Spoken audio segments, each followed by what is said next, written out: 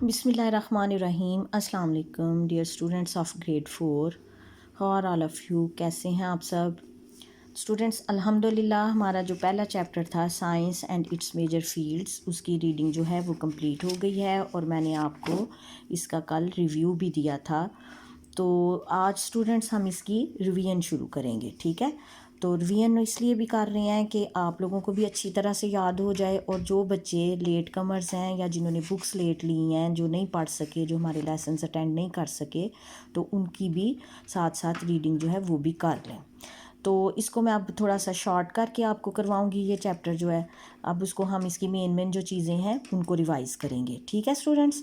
तो चलें अपनी रीडिंग स्टार्ट करते हैं। इसमें हमने सबसे पहले क्या देखा था, जो सबसे पहला पॉइंट हमारा है रीडिंग में, वो ये है science is a process of discovering new things, learning how the world around us.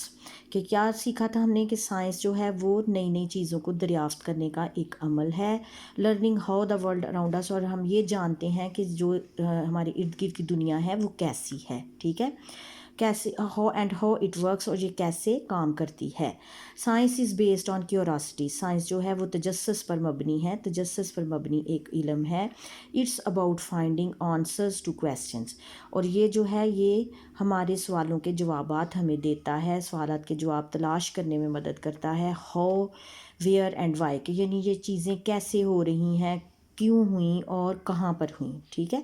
तो ये मेन चीज़ थी जो कि आपने इसकी जो मेन पॉइंट है इसका, वो आपने ये जहन में रखना है कि science is a process of discovering new things, learning about the world around us and how it is works, और वेयर एंड वाई के जो आंसर्स हैं वो हमें ये साइंस सब्जेक्ट देता है, ठीक है।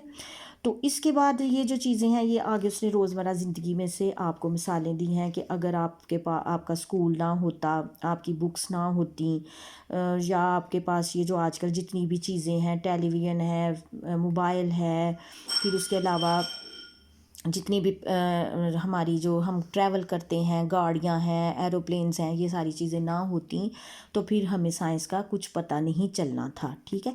तो नेक्स्ट जो सबसे इम्पॉर्टेंट पॉइंट है वो है हु आर साइंटिस्ट्स। ये देखिए मैंने उसको किया हुआ है, हाईलाइट किया हुआ है। तो साइंटिस्ट कौन लोग होते हैं, ठीक है। अगर आपसे कोई पूछे हु आर साइंटिस्ट, तो आपने क्या फिर बताना है, people who study things and try to figure out. Figure out का मतलब होता है किसी चीज़ के मसले को, किसी चीज़ को हल कर लेना, ठीक है। पीपल हु स्टडी थिंग्स, वो लोग जो कि चीज़ों के बारे में इल्म हासिल करते हैं, and try to figure out how they work, और ये चीज़ तलाश कर लेते हैं, हल कर लेते हैं कि ये चीज़ें कैसे काम कर रही हैं, आर कॉल्ड साइंटिस्ट, उनको हम साइंसदान कहते हैं। Scientist study different things, scientist जो है वो किसी एक चीज़ का मुतालिया नहीं करते, एक चीज़ के बारे में इल्म हासिल नहीं करते। सम स्टडी एनिमल्स, कुछ साइंसदान जो हैं वो एनिमल्स को स्टडी करते हैं, जानवरों के बारे में पढ़ते हैं। सम स्टडी प्लांट्स, कुछ जो हैं वो पौधों के बारे में पढ़ते हैं। एंड सम स्टडी अर्थ, और कुछ जो है वो ज़मीन के बारे में पढ़ते हैं। अब पौधों के बारे में और जानवरों के बारे में और ज़मीन के बारे में क्या पढ़ते हैं, जानवरों को अब हम लेते हैं। जो कि जानवरों के बारे में पढ़ते हैं वो जानवरों की बीमारियाँ, जानवरों का रहन सहन, उनकी नस्लें, उनका फिर वो क्या खाते हैं, वो किस माहौल में रहते हैं, ये सारी चीज़ें उनके बारे में पढ़ते हैं। उनका बॉडी स्ट्रक्चर पढ़ते हैं कि इनकी कितनी आँखें हैं, कितने पाँव हैं, इनके अंदर दिल है, मैदा है, ये चीज़ें सारी, ठीक है, ये सारी उसमें आ जाती हैं। और जो पौधों के बारे में पढ़ते हैं वो पौधों का पढ़ते हैं कि पौधे, कौन से पौधे हमारे लिए मुफीद हैं, कौन से पौधे नुकसानदेह हैं, कौन से हम खा सकते हैं, किन से दवाइयाँ बन सकती हैं, और कौन से पौधे फूलों वाले हैं, कौन से पौधों पे कांटे होते हैं। ये सारी एजुकेशन, सारी जो मालूमात है, इंफॉर्मेशन है, वो हमें साइंटिस्ट ने दी है, ठीक है।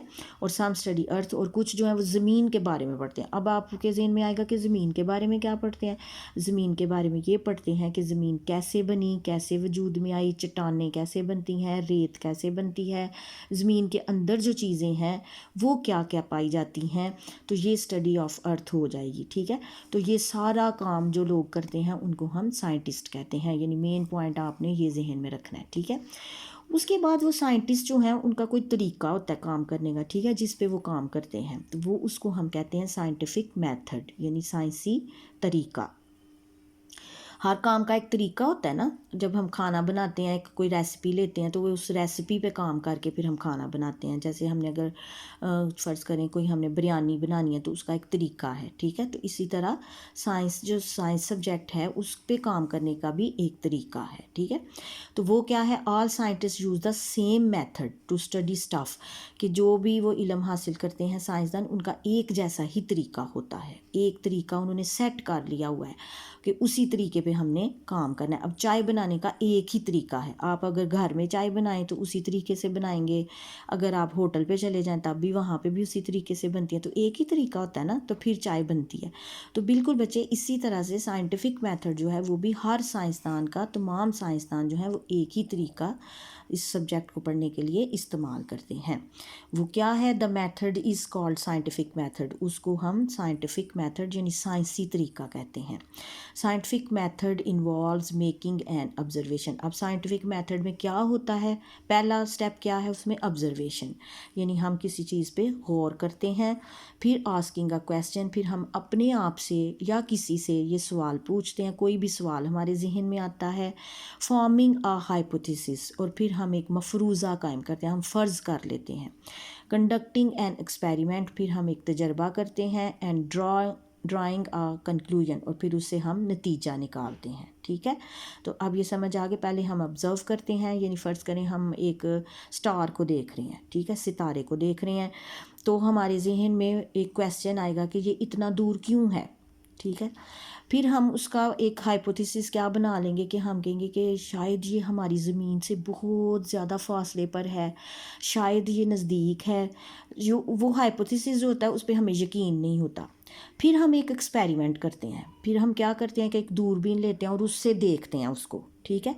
तो ये हमारा एक्सपेरिमेंट हो गया, और जब हम उसको दूरबीन से देख लेते हैं और फिर हमें पता चलता है कि ये तो वाकई बहुत दूर है, तो वो हमारा कंक्लूजन हो गया।